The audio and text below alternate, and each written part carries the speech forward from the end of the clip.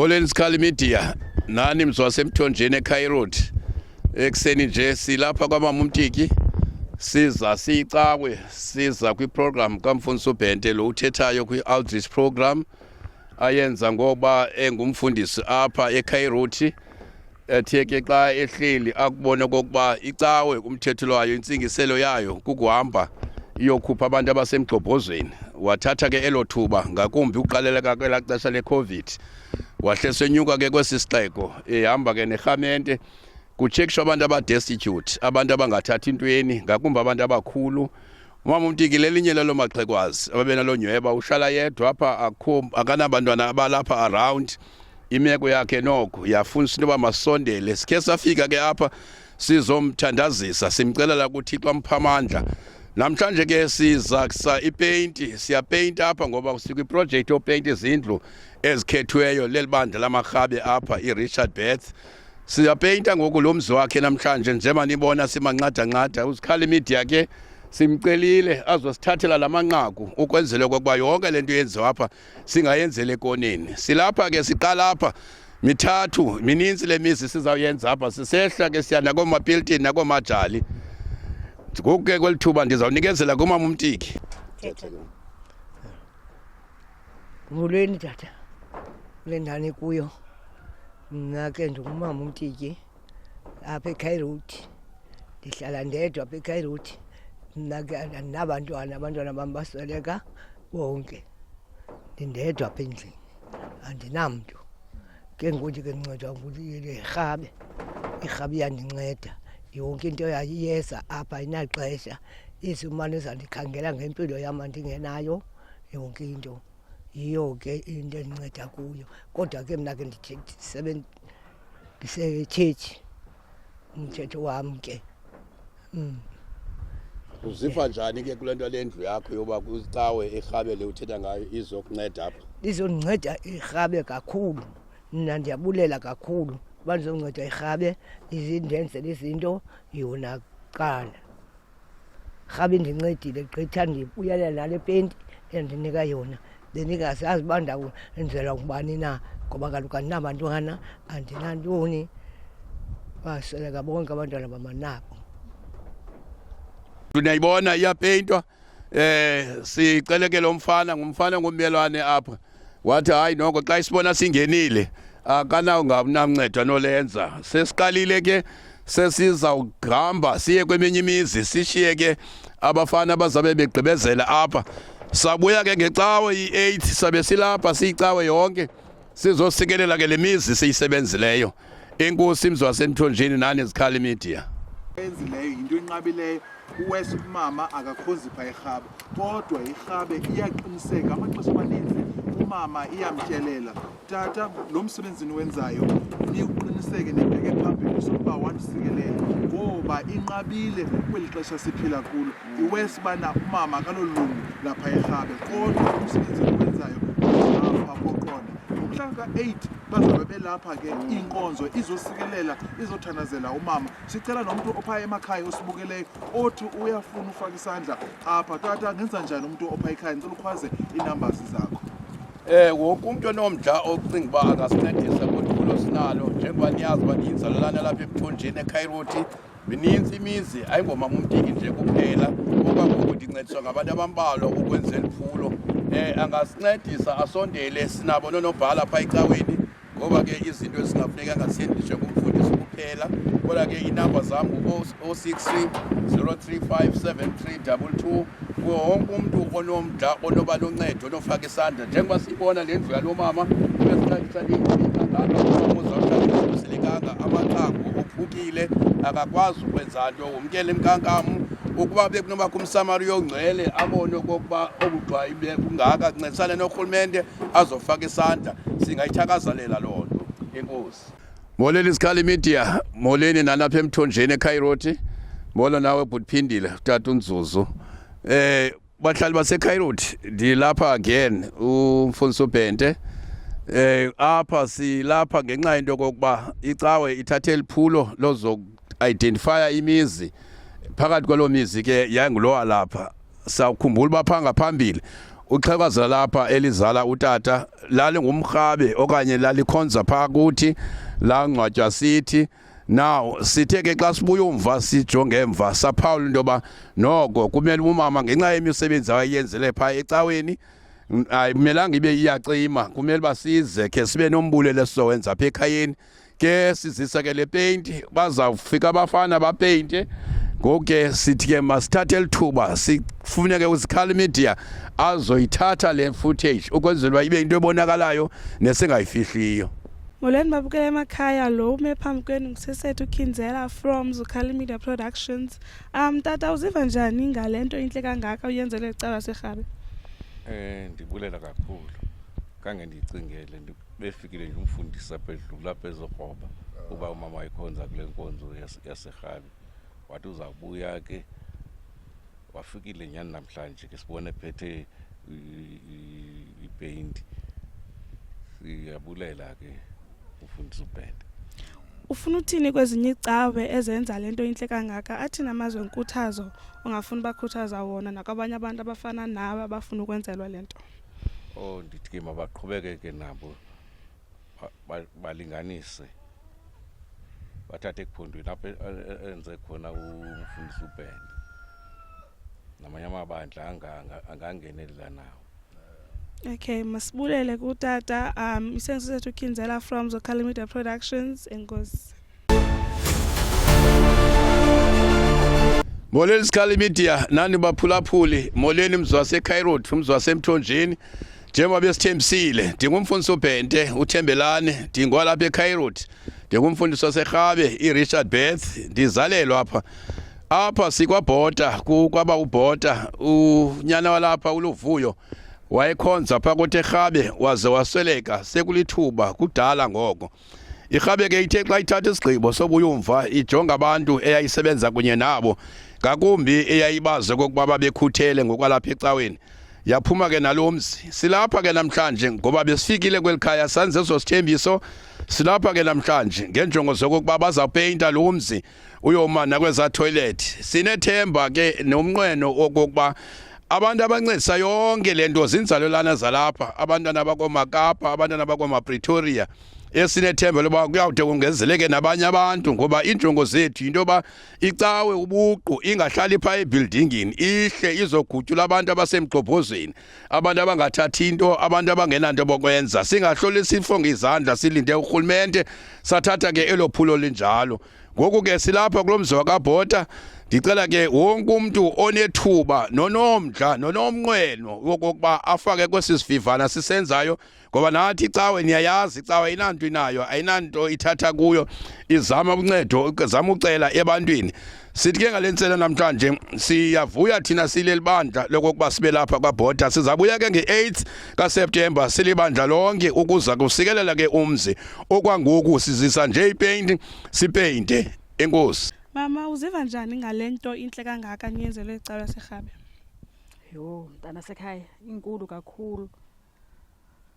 Inkulu khange silindele silelikhaya. Mna ke ndikho apha ngobana umama walapha umamazala kum. Ndingumolokazana ke ngolo hlobo. Kodwa ke ndingahlali apha ngokokuhlala. Kodwa ke sibonile xa umfundisi wayezile. Siyayibulela inhle kakhulu. Ufuna uthini kwezinye icawe ezenza lento inhle kangaka? Athina amazwe enkuthazo ongabanika wona ukuze baqhubeleke benze lento inhle kangaka nakwabanye abantu. Yho bekungaba ngayithatha bayifunde mntana sekhaya. Bancede kubantu abangathathi intweni. Bake inintsi into. Inintsi kakhulu ngeyona ndlela. Sibami ngazo zozibini Ngakuncedo ke. Okay, sibami ngazo zozibini. This is Sisethu Kinzela from Zukhali Media Productions enkosi. Tata uziva njani ngalento inhle kangaka uyenzelwe iRichard Beth? Ndiziva ndichulumancile kakhulu ngoba izopainta apha ekhayeni. Ndiyabulela kakhulu. Mna ndikuthoza mele bhota. Ndiyabulela irhabe.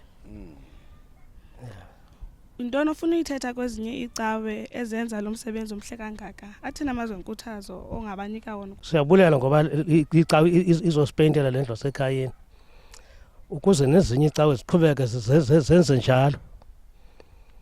Siyabulela singumzwa kwaBhode. Mina ngithokozamile. Umuntu walendlu. Sithi inkosi gobhende osibonelele into asibonele ngayo. Sibami ngazo zibini pha kutata isengisithi uKinzela from Zokali Media Productions enkosi.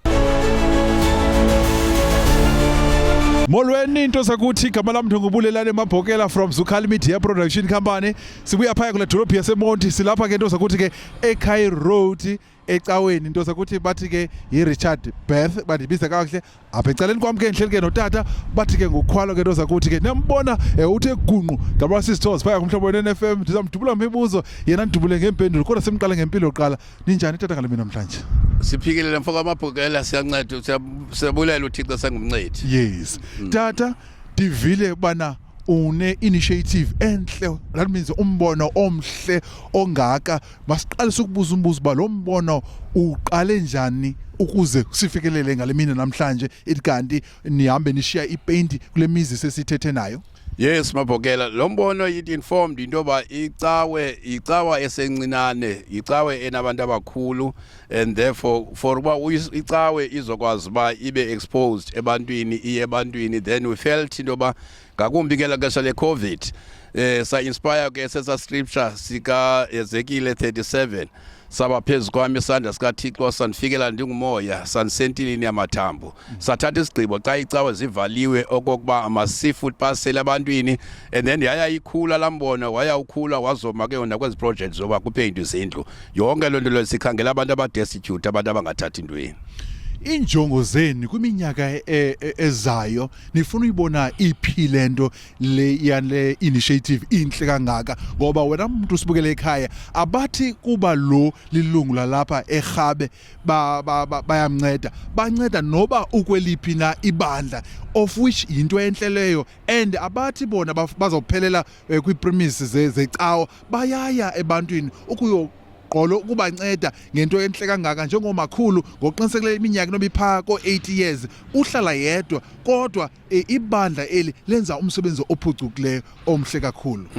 The mission is very clear bangabonke abantu bangasindiswa bafikelele kuyazini inyaniso and the only way yoba abantu babasindiswe into yoba icawa mayisuke ihambe ibheke ebantwini because yaphela ixesha lokuba befundise bazimele ngapha kwepulpit ngoku abantu kufuneka kuhambe kuyothiwa reach out abantu because ivangeli yokushumayela ilizwi likaThixo ngokungekho nto yenzayo ebantwini engazoba na impact kumuntu athi umuntu elamba ehlele ekhayeni engenayo namandla ophakama azapha ecaweni ayizokunika akazokwazi umuntu uzecaweni engenanto ayibonayo uThixo ayenzayo kuye because abantu bakholelwa kubona so xa sibenzele ama-food parcel akuba sebathenga ubamba bazecaweni but sizowuthapha kubo uyehla uThixo laThixo wehla xa ibona insizi zama-Israyeli bephethe ngesandla esirhabaxa sikafara wehla uThixo wathi ndivile ukukhala kwabantwana bam ndihlile ndizobahlangula si-imitate loo nto siyile cawa. Mibuzo yokugqibeleza kubuza yona ke ngoku utata lo uthethayo ngubani wayesuka phi wayezalwa phi?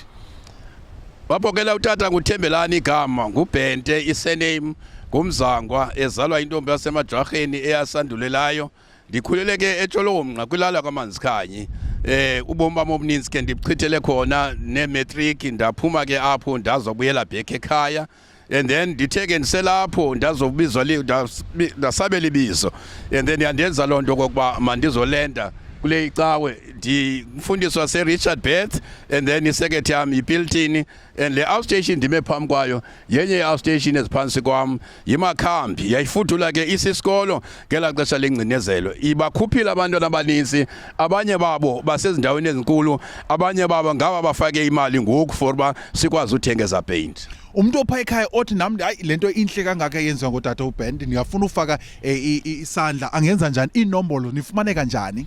Yes Dad Mabhokela siyafumaneka ezibani sazi ba isystem yethu thina kwi-mainline churches senza ngonobhala wecawa ngumatshoba unfortunately akakapheca kwami ngoku kodwa ke mna inamba zam ngu-063 035 7322 mandiphinde 063 035 7322.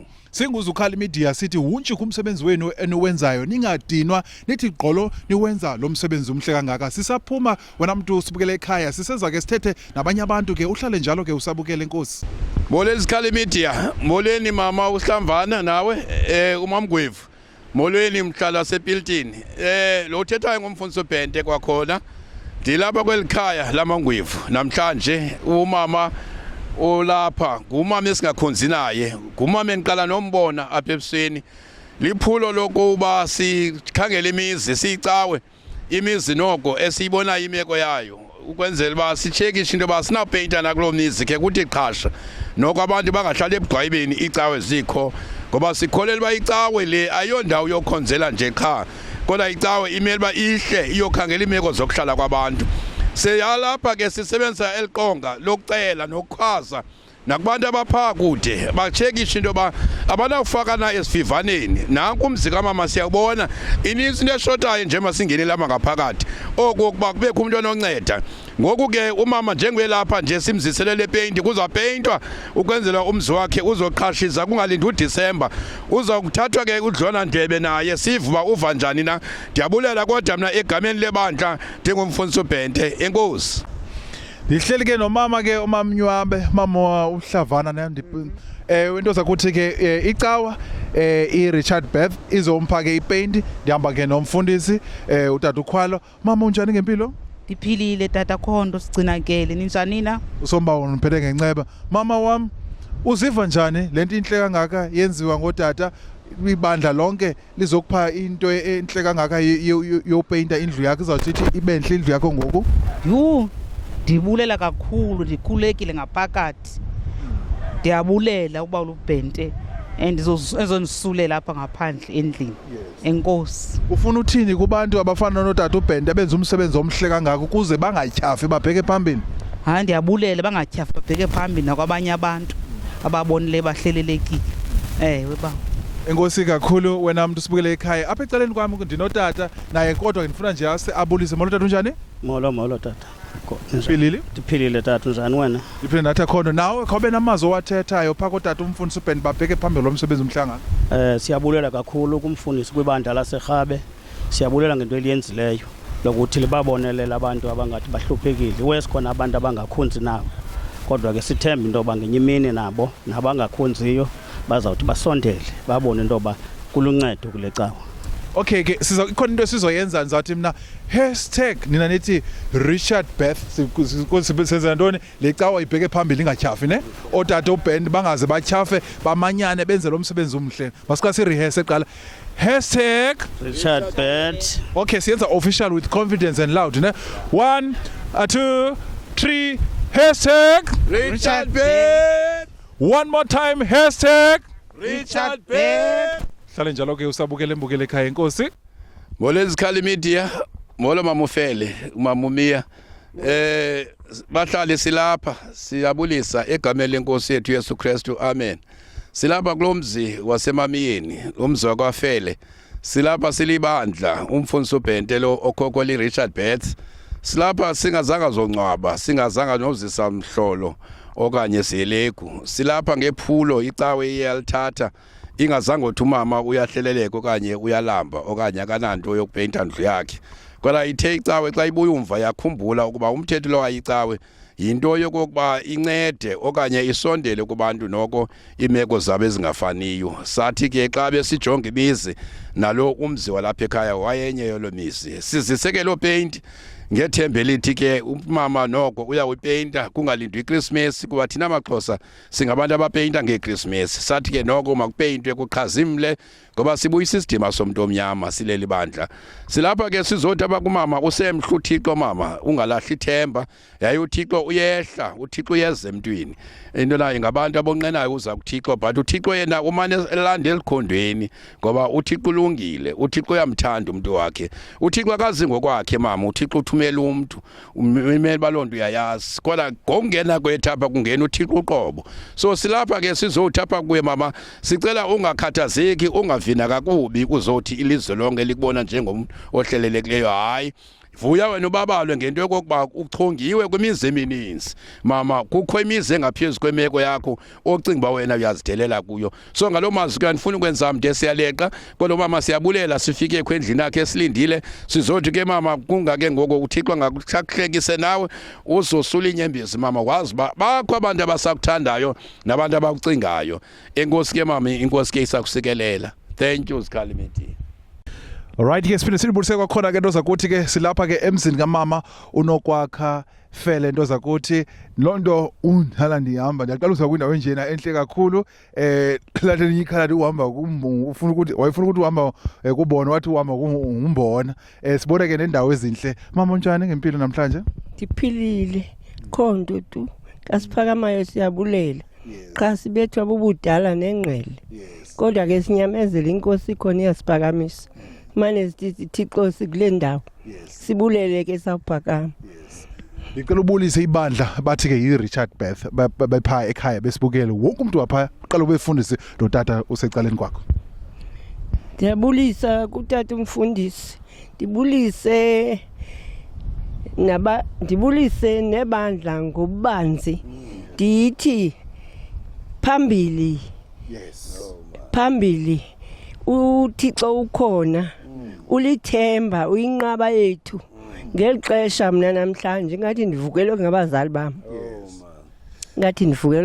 bami iyo lento ndifuna ukuthi phambili ningadinwa ningalahli into nizibone uba niyaphakamisa ninamandla ndiyabulela kakhulu kanibona abantu basecaweni befika ndingudade bosidodo mna umati ngoku inhliziyo yami ibhlungu ngumnako wethu lowo into endifuna uyithetha inye ke kulo mzwa kwamiya sibomkele khange batyweni injaya lapha elumayo khange batye tu khange bakhonkothi kodwa ndibonile ba mna uYesu Kristu uyasebenza and ukhona ulithemba kuthi inqaba yethu wenze imfihlakalweni kude kuvele ngokucacile bukhona yena ndiyabulela.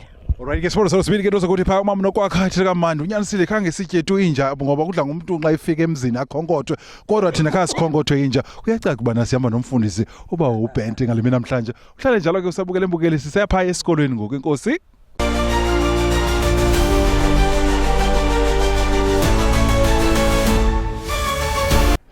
Molweni Sikhalimeti, molweni baphulaphuli, molweni bahlali basemngqalasini. Kumfundisi uBhente lona umfundisi welibandla. Silapha kwa Dr. ST Wine Memorial.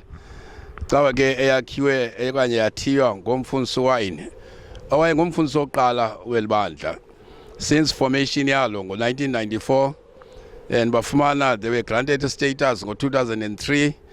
They became a Richard Beth as babebizwa nangoku. Waba ngumfundisi oqala ke welibandla.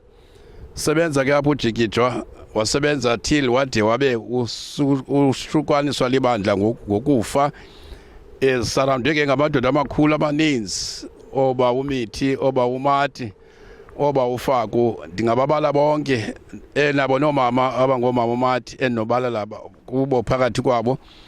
Elibandla ke ngoku lisezandleni zabantwana i-descendants kuba basweleka bonke abazali babo izangqa zelibandla ngoku sezandleni zabantwana.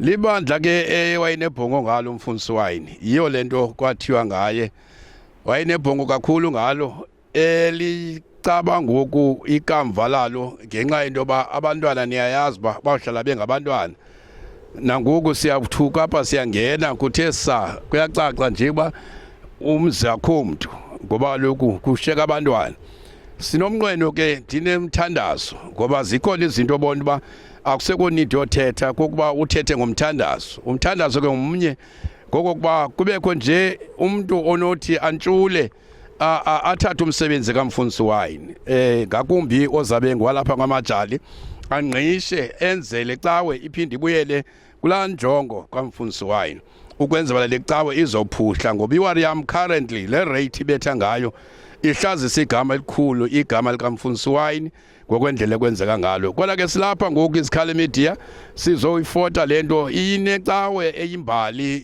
etyebe kakhulu.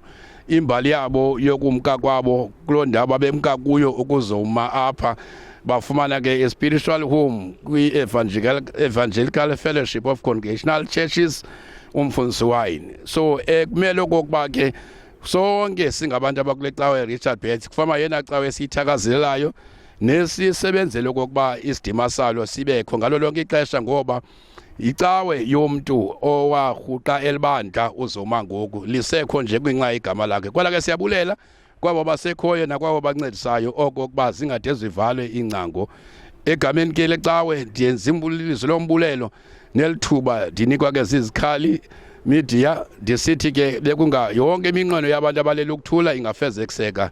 Thank you.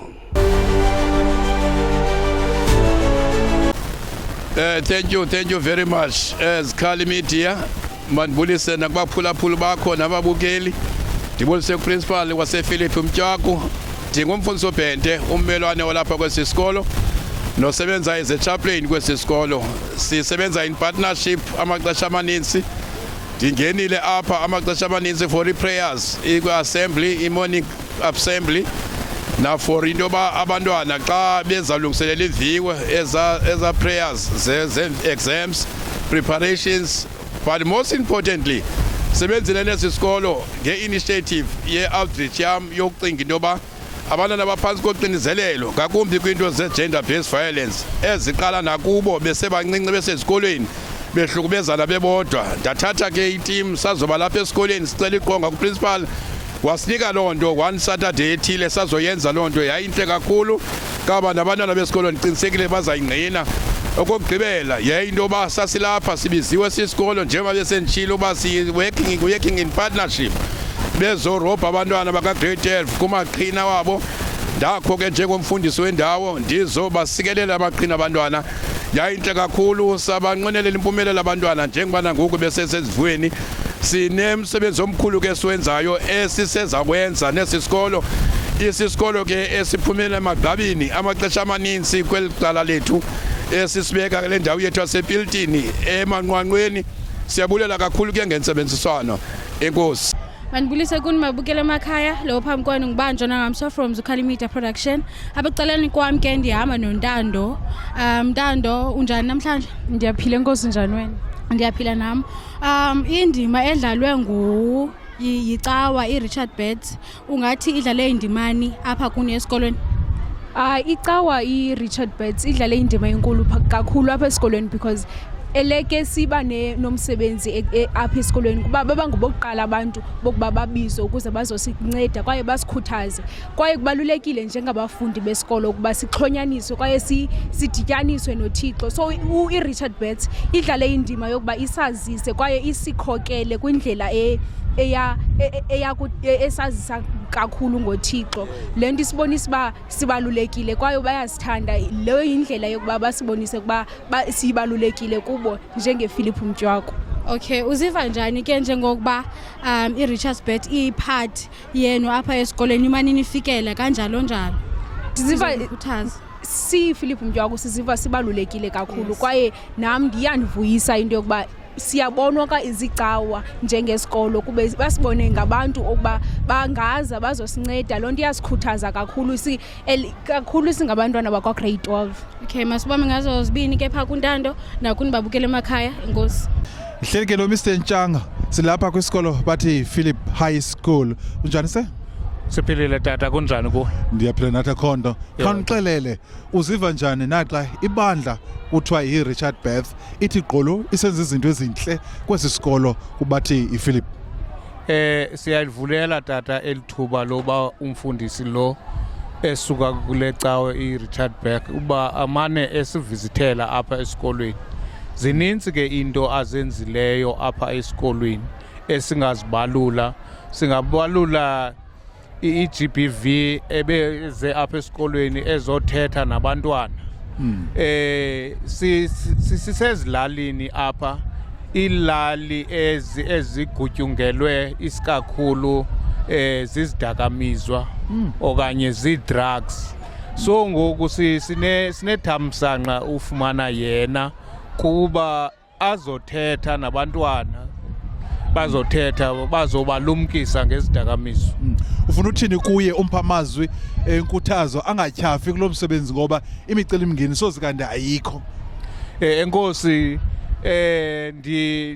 ndiyamotivate umfundisi oba makamane yathi gqolo esiza apha esikolweni ezomotivate akamotivate only abafundi usimotivate sonke silapha siyicommunity yalapha ePhilip Mtywako notishala xa kukho yena ilizwi lenkosi liyavakala. Okay, ndifuna sithi #MfundisiBand nesiyenza sonke sobathathu ne masika si rehearse uzawutsho nawe tata ne siyenza with confidence and loud ne 1 2 3 #MfundisiBand. One more time #MfundisiBand. Enkosi kakhulu phambili mfundisi, enkosi kakhulu. Enkosi ke ezikhali media manibulise kwakhona nakubaphulaphuli silapha ngoku eDT Mtywako outstation ithiwe ke ngoDT owayengunobhala wokuqala welibandla since formation wayenguprincipal also wePhilip Mtywako le bese siqale kuyo ine history enkulu ke le outstation ngoba izandla zelibandla esikakhulu zizalwa apha engabalula kubo oZondeki engabalula kubo oBhakaco engabalula kubo oMagwanya banintsi ovena bazalwa apha sendihleli ke nemfundi nabantwana babo igeneration eseyishekile kodwa ubabona pha abazali babo ngoba imfundiso endibona apha ebantwaneni endisebenza nabo namandla banawo indibonisa into yoba abazali babo babe ngabantu abanjani baqeqesheka nabo